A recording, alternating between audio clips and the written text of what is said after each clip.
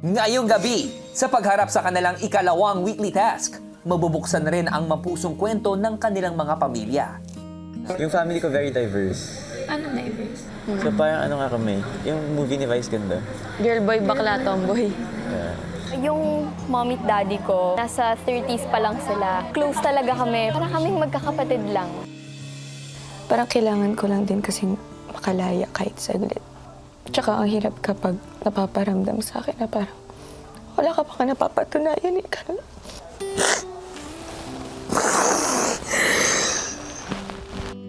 Lahat ng yan dito lang sa Pinoy Big Brother Celebrity Collab Edition 2.0.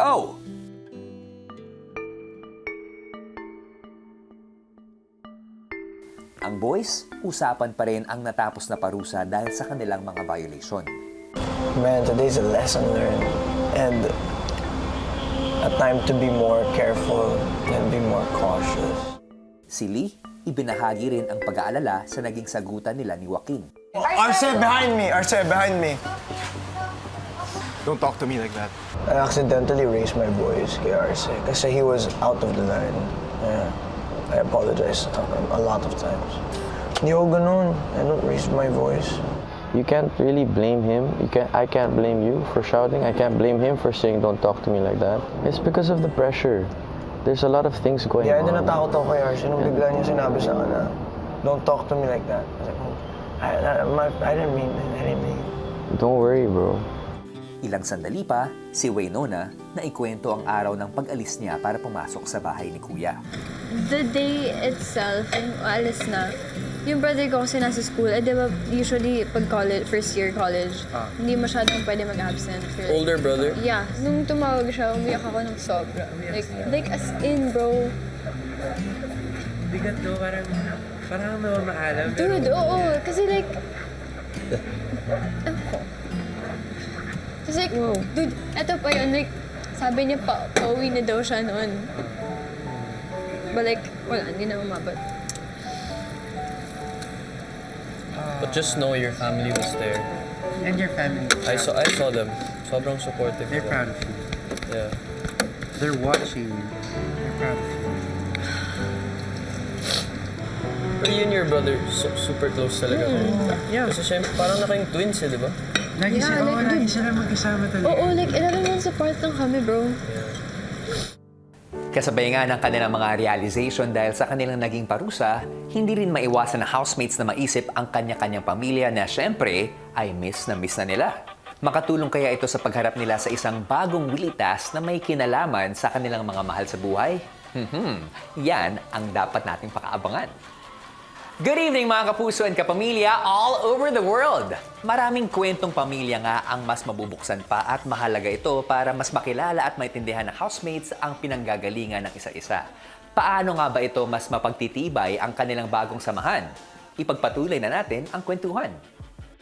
Kinaumagahan, ipinatawag ni Kuya si Waynona kasama ni Joaquin.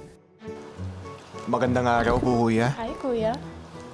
Winona at Joaquin, kaya ko kayo ipinatawag ay dahil ngayong linggo, kayong dalawa ay ang magiging task leaders ng bahay ko. Wow! Yeah! Exciting, exciting. Actually. Exciting. Kunin yung sulat nasa loob ng kahon. Housemates, para sa inyong ikalawang weekly task, natatawagin kong bahayanihan. Ang kanilang Bahayanihan Weekly Task ay may dalawang bahagi.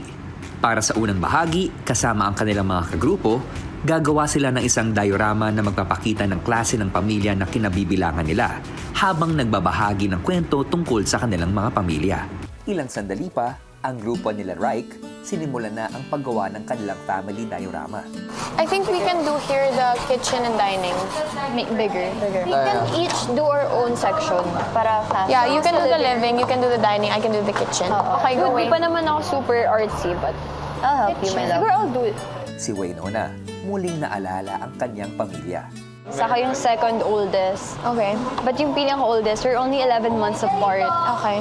So my older brother is Wayne, and then my younger siblings is Harlow and Hunter. Harlow is a girl. So it's boy, girl, girl, boy. Okay. I would say na we are closer now than we were before.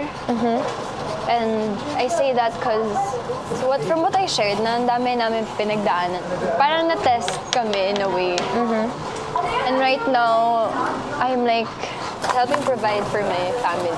I'm a really big family girl. So I would say na I like my moniker because it's Ate de Pamilya. And dude, umiyak na ako kanina kasi namimiss ko yung kapatid ko. Yung kapatid ko talaga, siya yung best friend ko. And ako, I would do everything and anything for my siblings. That's how much, I love them. Si Princess, napakwento rin tungkol sa pamilya. Sa family namin, 4 lang kami. My mom, dad, my sister, and me. My sister, 20 siya, ako 17. Same kami ng birthday, August 6. Ay, yes. Wow! Ako yung pasaway and rebellious. Yung ate ko kasi is the typical older sister na may straight yung goals in life. Alam niya kung anong gusto niya sa buhay. Versus ako, ang dami kong career path na hindi ko alam kung anong tatahakin ko. Sa pagpapatuloy ng kwentuhang pamilya, sunod na nagbahagi si Fred. Okay, so basically, mom and dad, ako lang. So yung mom, siblings ko, is from the past relationship. And my other sibling is from my dad's past relationship. He's in Switzerland. Siya yung pinakamalayo. Your dad? And I'm the closest with all my siblings sa mom's side. Because growing up, they were always with me. So since I was the youngest, So parang ikaw yung baby boy ng pamilya, ganon? So, pwede I've na... always been. Ako rin yung lagi pinapagalit. Halata. Would you say na ikaw yung rebellious kid? I guess. Like, your grades or... Yeah. But, because all my, kapatid are, honors, high honors, at, academic achievers. I would say, I'm the only one na hindi. I mean, I grew up living good, I guess when I was a kid, I was Going spoiled. home 3D or not? Kung komportable ang kinagis ng buhay ni Fred, tila kabaliktaran naman ang kay Rai. I was the one mostly making money for our family since I was young. Kasi my parents had me, Can I have the they had me scissors? at 40-something. I've been modeling since I was 3. I was there, sa camera. I really enjoyed it daw po. Me personally po, I don't remember. Naalala ko lang po talaga siya from stories of my parents. And then I started doing commercials, a lot of commercials. I was getting paid and my dad would budget it na meron pa din akong savings. I started helping with the bills at a very young age. Yeah. And then, aside from that, I was putting myself through school since I think the only income that I know of my parents is from the people renting out bed spacers. We were okay. And then my dad passed.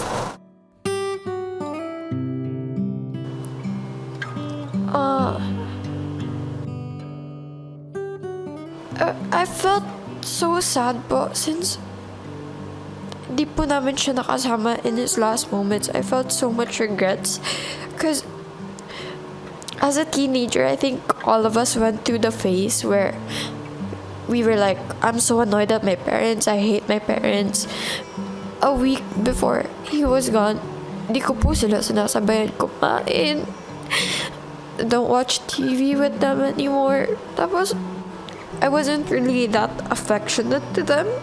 So, I have so much regrets, kuya. And then, parang ayoko na po kasi maulit. Something good can go away and just that. So, I just try to make the best out of every day now. I try to tell her I love you more. If kaya ko po bilhin yung gusto niya bilhin, I try to buy it for her. I just make the most out of every day now. Susunod! Ilang sandali pa, nagsagawa na rin ng task ang group na Caramel Macutesy. Simple family lang kami. Yung condo namin, kasi laki lang yata na itong living room, magkakalapit lagi at all times. Kasi we love each other. Very caring. Hindi kayo sa... Like house talaga. Oh. Yun yung dream namin, maano sa house. Sa bahay, maingay kami, where we, like, every second, merong inside joke na masasabi. Tapos ako, naglalaro lang sa computer. Si kapatid ko, nag-iPad.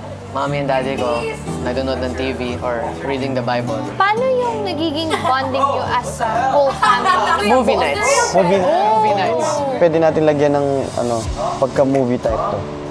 Habang kumakain. Mas lalo ko pong nakilala po yung mga kagrupo ko po.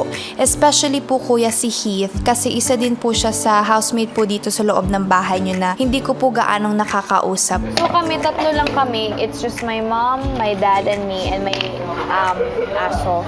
Madaming aso, tatlong aso. So nahanap namin yung bahay namin. Kaya doon kami nagstay kasi malapit yun sa bahay ng lola and lolo ko. Kapit bahay lang kami ng pamilya ko. Tapos, may times din na sabay-sabay kami kumain na kami lang tatlo and may mga oras din na buong pamilya kami kasi doon sa bahay ng lola na talagang tambayan namin. Ngayon, yung family ko, nakatira kami sa isang condo. Pero iba-iba ng unit. What? Ganon. That's crazy. Oo. Kaya parang hindi din ako naboboard kasi kahit saan, pwede akong may mapuntahan na unit. Mommy at daddy ko, teenage parents sila. Kaya parang close talaga kami. Parang kaming magkakapatid lang. Si mommy po, pinanganak niya po ako nung 15 po siya. And si daddy po, 17 po siya nung time na yun, kuya. Nag-struggle po sila nung una kasi syempre, hindi naman po sila nasa tamang age pa nung pinanganak po ako. So, isa rin po sa dahilan kung bakit po ako nakapag-school. Tinulungan po sila nung lola at lolo ko. Ipalaki ako habang nagsischool po yung parents ko, kuya. Ako po, nung na-feel ko po nung bata po sila nung pinanganak po ako. Grabe, parang nalungkot po ako kasi kung iisipin ko po na kung ngayon po, 16 po ako, tapos may anak po ako, parang hindi ko po ma-imagine kung paano ko po may pagsasabay yung school ko, ganun. Kung paano po ako mag-aalaga. So, napaisip po ako ng ganun, kuya. Naging proud po ako sa kanila. Hindi po sila nag-break, kuya. Naisip ko po na meant to be po talaga sila. Wow. Tapos nagdagdagan pa po ako ng isang kapatid, kuya. Napansin ko, parang watery yung eyes mo. May dahilan ba? Ako po, kuya, naluluha po ako in a good way. Kasi happy po ako para sa kanila, sa family po namin. Happy na po ako sa kung anong meron po ako sa family po na meron po kami. So, happy tears po, kuya. Ano ang pinaka-ipinagmamalaki mo sa kanila? Na pinalaki po nila ako ng maayos. Kahit bata pa po silang naging parents. Nakita ko rin po na naging good example pa rin po sila sa akin. Talagang minake sure po talaga nila na hindi mangyayari sa akin kung ano yung nangyari sa kanila before. Talagang pinoprotektahan po nila ako, yung lola at lolo ko, yung parents ko, talagang ginagabayan po nila ako, kuya. Breeze, napakaswerte mo. Isa kang produkto ng tunay na pagmamahal. Opo, kuya. Na bagamat bata pa, nung nagsimula, sabay naman umusbong at nagbunga at naging mas matatag.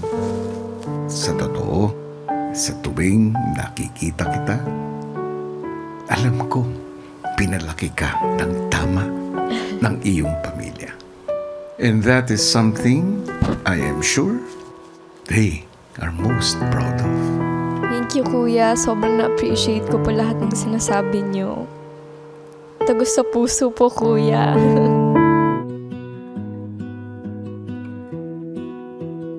Sa paggawa ng kanilang diorama, si Anton naisip naman ang mga kapatid. Itong ginagawa kong to, every circle na nilalagay ko, every sister, iba yung bond namin. Yung una, si Ate Lala, lagi kaming nagbabonding, like boy bonding.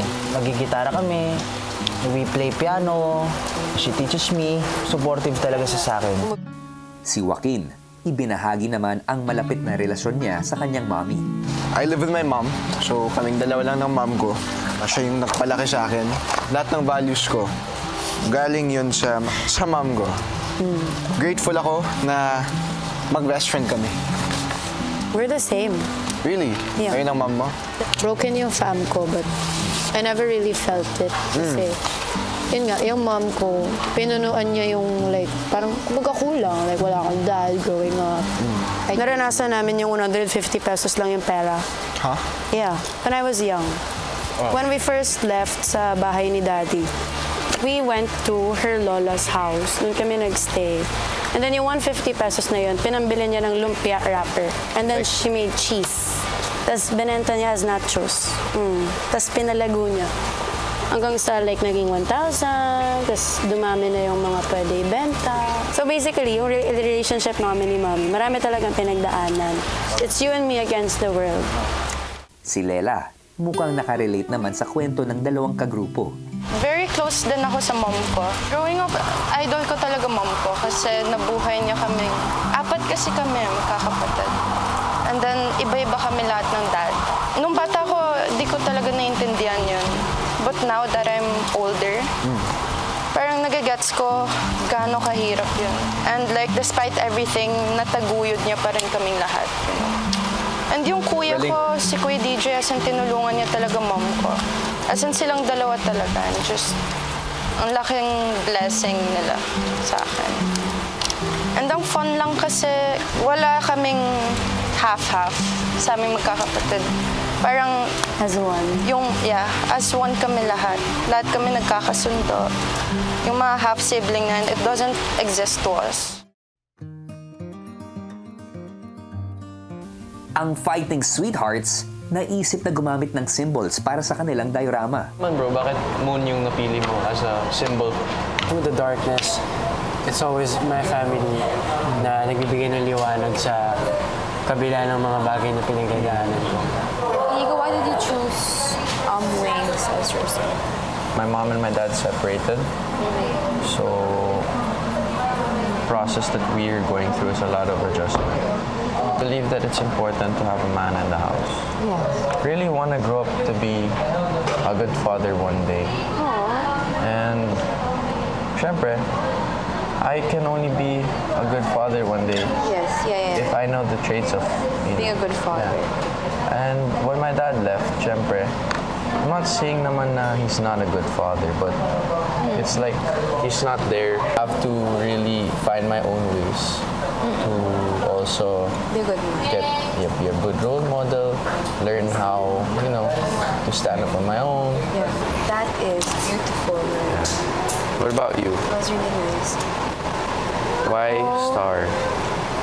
Well, my name means star. Ala. Tala. Yeah. Doon na-inspire si Mama or my name. Yung palabas si Judy Ann, Cristala. And no matter the darkness that comes into our lives or within ourselves, parang I'm always gonna be their shining star, Tala, to bring light into their lives and to also bring light to others. Yeah. So, how's your family dynamics before? That's why yung symbol na naisip ko is a sun. Kasi I feel like parang no matter what time it is of the day, our family is as bright as the sun pa rin. Yes. And the sun has many rays. Parang that represents the people in my family. The more people there is in the house, Stronger the ray. yeah, the brighter it is. That's so beautiful, bro. Thank you so much.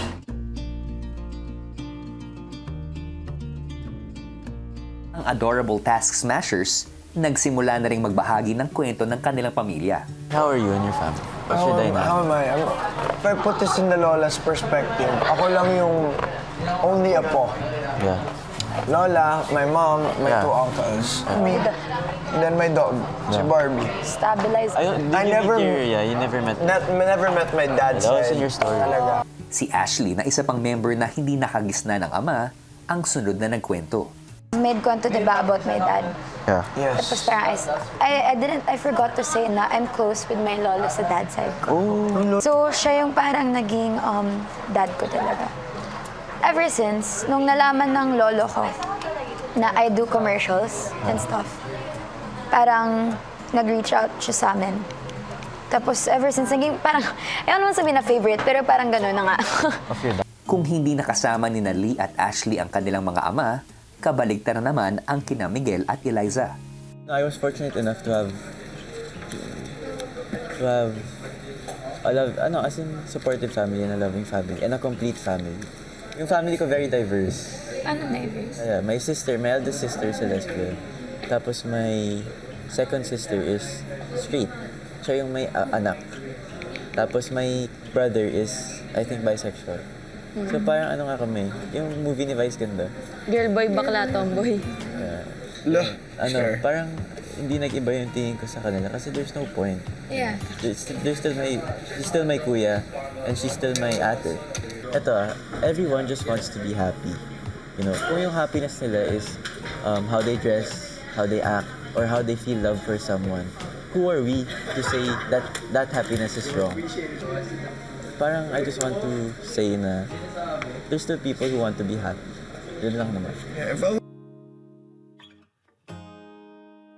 Simple lang naman yung family ko. Super simple. Si Papa, seaman siya before.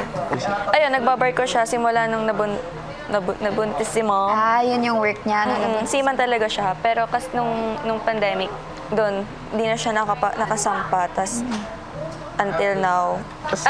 Ang nangyayari ngayon, kaming 3 magkakapatid yung nagtatrabaho para makapag-provide kami sa family I'm rethinking my life this. Lagi lang ako nasa bahay. Nagagawa ng gawaing bahay. Tapos, syempre kapag may work, yun lang yung parang pinaka-labas ko. Tapos, most of the time, mas gusto kong mag-isa ako kasi sobrang daming kailangang isipin sa bahay. Kaya parang kapag sobrang daming nangyayari, hindi ko alam, hindi ko kayang i-handle. Ganun. Tapos na. Pero now, okay ka naman. Okay na ko? Hindi. So, gusto mo pa pag-usapan niya? Usapan namin yun eh. Okay. So, kayo lang pala eh. It's not my story nga, pero I just want kasi para malaman. Pero, if you don't wanna say, don't say. Okay, sige, ano na lang. Ganito na lang. Kahit nasa bahay ako, napapressure pa rin ako. Tapos parang feel ko, ang dami ko pa rin kailangan patunayan para sa kanila or ipaintindi sa kanila. Kuya, nahihirapan pa po akong magkwento kasi parang hindi pa po ako ready na mapag-usapan po yun, kuya. Kung ano po ba yung napaparamdam sa akin ng magulang ko, kung ano po ako sa bahay namin. Kung hirap makapagbahagi si Eliza sa mga kagrupo, nagbukas naman siya ng saloobin sa malapit na kaibigang si Crystal. Sobrang distant ko kasi sa family ko. So itong side ko na to, di nila talaga to alam. So parang takot ako kung anong isipin nila. Ako po, kuya, hindi po talaga ako pala sabi ng problema. As in, marami pong times na ako lang po yung umiintindi sa sarili ko, kuya. Sobrang bigat na. Tapos, parang gusto ko na lang po talaga umiyak buong araw, kuya. Kaya napasabi po ako kay Crystal kung ano po ba yung napaparamdam sa akin ng magulang ko. Madalas kasi, parang sila din yung reason kung bakit parang pagod ako, gano'n. Ang sakit talaga pag about sa family.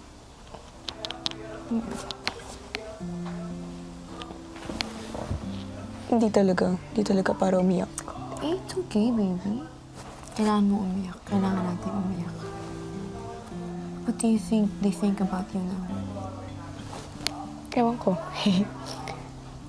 Hindi ko makaisip na parang may isip nila na good thing about sa akin kasi wala naman. Minsan hindi naman ako nakakarinig ng ganun sa kanila. parang madalas pa nagsasalita sila, nawawalan ako ng gana, gano'n, ng pag-asa. Kasi hindi maganda sa tenga tsaka sa puso yung mga nasasabi nila sa akin. So, di na rin naman ako nag-expect, pero I-feel bad ako kapag minsan hindi ko sila naiisip. Parang na-feel bad ako kapag minsan may mga times na okay ako na nandito ako, na medyo malayo muna ako sa kanila. Pero mahal ko sila. Pero sobrang, I don't know, parang kailangan ko lang din kasi makalaya kahit saglit. Kasi sobrang nakakasakal kapag halos araw-araw makakarinig ka ng di maganda. Ganun. Nung time po kasi na yun, kuya, parang sobrang naiipon na po sa akin. Lahat-lahat. Actually, kuya, nung time po na yun na nagsasabi po ako ng problema sa kanila. Hindi po sa personal, sa ano lang po yun, kuya, sa chat-chat lang po. Strict po yung magulang ko, kuya, as in. Pero kasi sometimes, nafe-feel ko po na parang sobra na, parang nakakasakal na. So, sinabi ko po yun kay Papa na kaya minsan tahimik ako sa bahay kasi maraming tampo na naiipon. Sinasabi ko po sa kanila, kuya, na sana maintindihan din po nila ako. Nung nasabi ko na po yun lahat, tinanong ko po yung kapatid ko, sabi ko, ano yung sinabi ni Papa nung nabasa niya yung chat ko na yun? Nagalit daw po, kuya. Ang sabi daw po, ikaw na nga mag-reply sa anak mo kasi nag-iinarte, baka hindi ko matansya. Insan na nga lang ako magsabi ganun pa.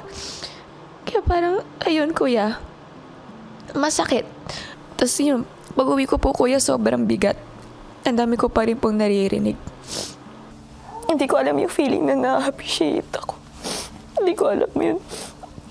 Kaya kapag ito ngayon na ang dami nakaka-appreciate sa akin, hindi ko naman deserve yan eh. Baby, deserve mo? I don't know. Hindi ko talaga ramdam. Deserve mo? Sobrang deserve mo lahat ng meron ko ngayon. Kasi mabuti yung puso mo. Mabuting tao ka, Eliza. Hindi mo napapansin yun. Hindi mo nararamdaman sa sarili mo. Pero ako nakikita ko. Kasi kahit nandito ka, na dapat mag-enjoy ka dito, magsasaya ka, naiisip mo pa rin sila. Doon pa lang, that says a lot about you. You're a good person, Ellie. Sobrang buti ng puso mo. You're one of the most genuine people that I know. And I hope you stay that way. And I'm always gonna be here for you. Mawala na silang lahat, pero ako, I'll always be here. Promise yan. Promise. Hindi ka man nila maintindihan, pero ako maiintindihan kita. Hindi ka man nila pakinggan, ako papakinggan kita. Okay? Yeah. I love you. I love you. I love you more. Mahalaga po para sa akin na maintindihan po ako ng pamilya ko kasi syempre, kuya, pamilya. Sila lang po yung kasama ko simula una hanggang tulo. So parang ang hirap po kapag araw-araw, kapag gusto kong sabihin sa kanila yung nararamdaman ko, nakaka-feel ako ng parang hindi ako dapat magsabi sa pamilya ko kasi hindi naman nila ako maiintindihan. Isa rin po yun sa reasons kung bakit gusto ko pong pumasok po dito, kuya, kasi po gusto ko pong makita po nila na yung sinasabi po nila sa akin na parang pag hindi ka nag-ayos hanggang dito ka lang, wala ka talagang mararating. Gusto ko pong ipakita sa kanila, kuya, na kaya ko po, na meron na po akong mapagmamalaki. Naintindihan kita, Eliza. At alam ko, ang pagbubukas mo ng salubin ay isang mabigat na desisyon para sa'yo. Alam ko rin na sa kabila ng sakit, sa kabila ng bigat, may mabuti kang intensyon. Hangad mo lang ang maintindihan ka nila. Pero tulad ng kahit anumang makabuluhang bagay, ang pag-iintindi ay kadalasan isang proseso. Sa pagbubukas mo ng salubin, ginawa mo na ang unang mga hakbang. Eliza, kung sakali na malayo pa ang iyong paglalakbay tungo sa pagkakaintindihan sa pagitan mo ng iyong mga magulang, Nais kong malaman mo na habang nandito ka sa bahay ko, ay lagi kitang iintindihin. Pwede mo akong maging takbuhan. Ipakita mo sa iyong mga magulang kung sino ka talaga. Kung ano ang kaya mong gawin. Pero huwag mong ipakita sa kanila ng may puot o galit sa iyong puso. Ipakita mo na may pag-iintindi rin. At higit sa lahat, may pagmamahal. Apo kuya, salamat po.